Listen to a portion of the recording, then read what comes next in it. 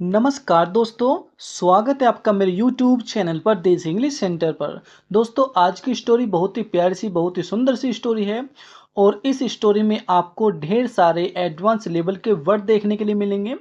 चाहे तो आप उन वर्डों को नोट डाउन कर सकते हैं ताकि आप उन्हें बाद में याद कर सकें।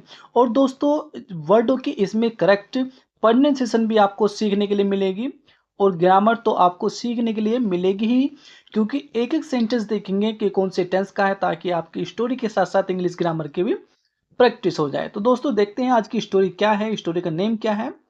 The miserly merchant. माइजरली का अर्थ है दोस्तों कंजूस और मर्चेंट होता है दोस्तों व्यापारी, यानी कि कंजूस व्यापारी। तो आज की स्टोरी का नाम है कंजूस व्यापारी। Once there was a merchant having a lot of gold.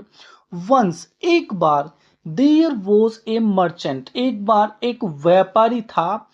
having a lot of gold, उसके पास बहुत सारा सोना था। भाई, एक बार एक व्यापारी था, उसके पास बहुत सारा सोना था। दोस्तों, गोल्ड होता है सोना और हैविंग का अर्थ दोस्तों रखना या पास होना।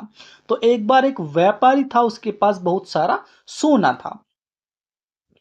ही मेल्टेड इट डाउन, उसने इसको पिघला दिया।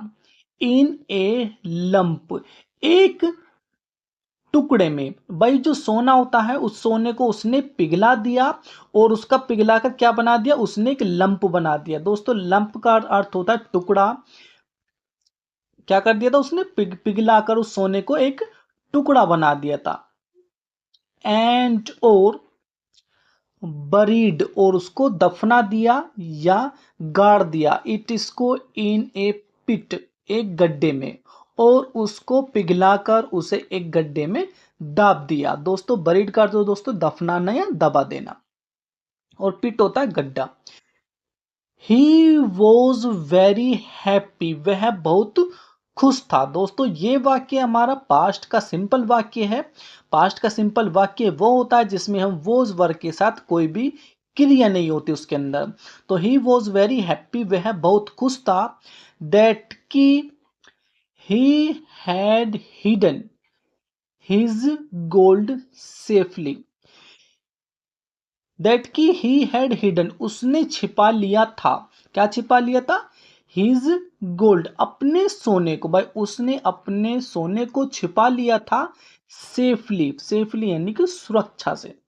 भाई, सुरक्षा से उसे अपने सोने को छिपा लिया था। दोस्तों, ये वाक्य he had hidden his gold safely, ये वाक्य हमारा पास्ट परफेक्ट का अफर्मेटिव वाक्य है। पास्ट परफेक्ट में हेल्पिंग वर्ब हम हैड का यूज करते हैं और उसमें दोस्तों फिर वर्ब की थर्ड फॉर्म का यूज करते हैं। भाई, वह बहुत खुश था, उसने अपना सोना छिपा लिया था सुरक्षा के साथ।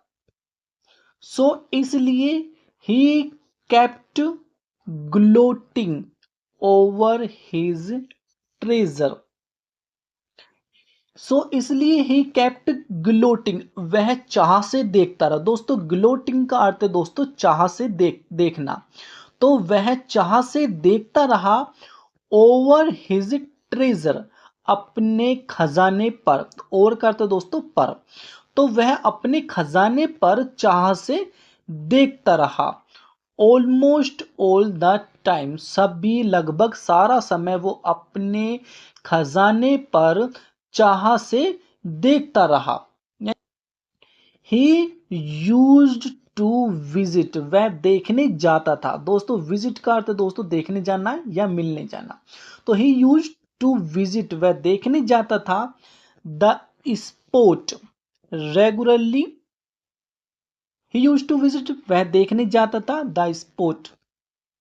स्पॉट का अर्थ दोस्तों यानी कि घटना स्थल को, जो जिस जहां पर उसने वो सोना दबाया था उस स्थल को वो नियमित रूप से देखने जाता था। रेगुलरली का अर्थ दोस्तों नियमित रूप से। वह नियमित रूप से उस स्थल को देखने के लिए जाता था। वेयर, जहां, he had hidden the gold, जहां पर उसने सोना छिपाया था। यानी कि वो उस स्थल को वो देखने के लिए जाता था जहां पर उसने उस सोने को छिपाया था। दोस्तों ये वाक्य भी हमारा पास्ट परफेक्ट का वाक्य है, क्योंकि इसमें भी हैड का यूज करके वर्ब की थर्ड फॉर्म का यूज किया गया है। वन ऑफ हिज फ्रेंड्स, उसका एक दोस्त, was keeping an I on him. One of his friend, उसका एक दोस्त, वाज कीपिंग एन आई, नजर रख रहा था। भाई उसका जो एक दोस्त था वो नजर रख रहा था ऑन हिम, उस पर। किस पर? यानी कि जिसका सोना था उस पर उसका दोस्त नजर बनाए रख रहा था। और वन डे, एक दिन, ही डिस्कवरिड, उसने पता लगा लिया। डिस्कवरिड का अर्थ दोस्तों पता लगाना, तो उसने पता लगा लिया द सीक्रेट, रहस्य का, वही वाला रहस्य का, यानी कि जो उसने दफनाया था। एंड और वन नाइट, एक रात, he went to the pit, वह गड्ढे के पास गया। भाई एक रात वह गड्ढे के पास गया। एंड डग, डग क्या है दोस्तों? जो डिग होता है, डिग माने खोदना, ये उसकी सेकंड फॉर्म है। तो डग द गोल्ड लंप, और उस सोने के टुकड़े को खोद दिया। किसके लिए खोद दिया? फॉर हिमसेल्फ, अपने आप के लिए। भाई उस सोने के टुकड़े को खोद कर निकाल लिया अपने आप के लिए। ऑन हिज नेक्स्ट विजिट, अगले दिन यानी कि अगली बार मिलने पर, टू द स्पॉट, स्थान पर, वो घटना स्थान पर अगले बार मिलने पर, द मर्चेंट, व्यापारी ने, लेमेंटेड, रोया। भाई व्यापारी रोया। भाई जैसे ही उसने अगली बार मिलने के लिए वो गया उस स्थान पर, तो जो व्यापारी था, मर्चेंट था, वो लेमेंटेड करा। लेमेंटेड का अर्थ दोस्तों वो रोया। किस लिए रोया? On finding no gold over there, no finding no gold, यानी कि न सोना पाकर, ओन ओवर द ईयर, वहां पर। भाई वहां पर सोना न पाकर वो व्यापारी जो था वो रोया। हियरिंग हिज क्राई, उसकी आवाज सुनकर, भाई उसकी रोने की आवाज सुनकर, वन ऑफ हिज नाइबर्स, उसका एक पड़ोसी, कैम आया, टू हिम, उसके पास। भाई उसका एक पड़ोसी वहां आया उसकी आवाज सुनकर, उसकी रोने की आवाज सुनकर। और देखते हैं अब क्या होता है। एंड और आस्क्ड, और पूछा, वोट द मैटर वाज, के क्या बात थी। भाई उसने पूछा कि क्या बात थी। जो उसका पड़ोसी आया उस पड़ोसी ने पूछा कि क्या बात हुई। द मर्चेंट रिप्लाइड, व्यापारी ने उत्तर दिया, आई एम रूनिड, कि मैं बर्बाद हो गया हूं। भाई उसने क्या उत्तर दिया व्यापारी ने? उसने कहा कि मैं बर्बाद हो गया हूं।